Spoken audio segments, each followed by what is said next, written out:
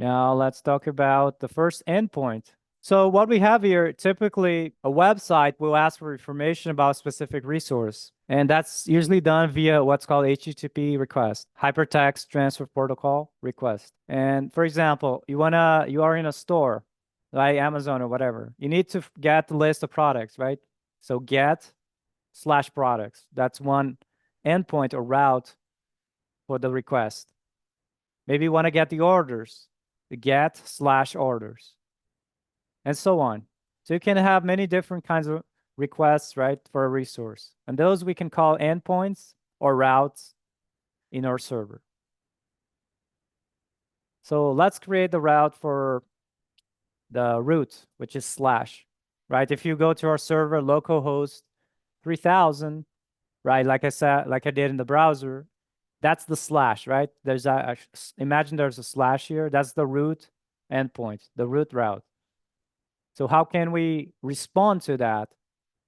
So here before you have your listen, and after the definition of app, we're going to say app. I'm going to say .get because it's a get request.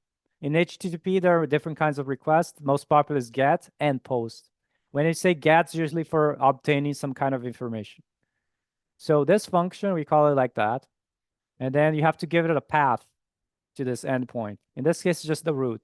I just want the user to type localhost 3000 like that in the browser, and it will go to the root. Imagine there's a slash there. Okay, so this is the root. So the second argument is a function that takes two arguments. The first is what we call REQ or request.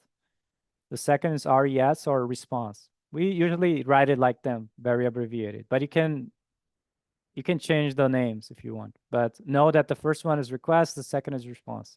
Now define that function.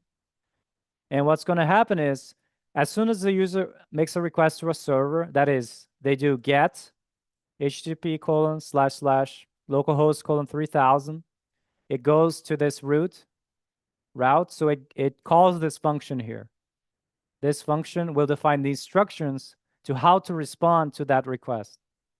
So you can do whatever you want and then reply with some response back to the client.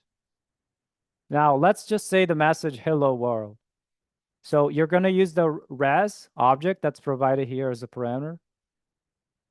And it has many methods or functions. One of them is send. So you can send back information to the client. And the argument can be just a string. You can say hello world. So what this does, okay, somebody went to localhost 3000/get request, and then we're going to send back response send this string hello world. And they're going to see in the browser hello world. Once we save that, make sure to go back to the terminal, Control-C to interrupt, and then you're going to run the code again. Now I'm going to go to the browser to show you what happens. See, I'm in localhost 3000. That's the route. If I click refresh, you can now see hello world.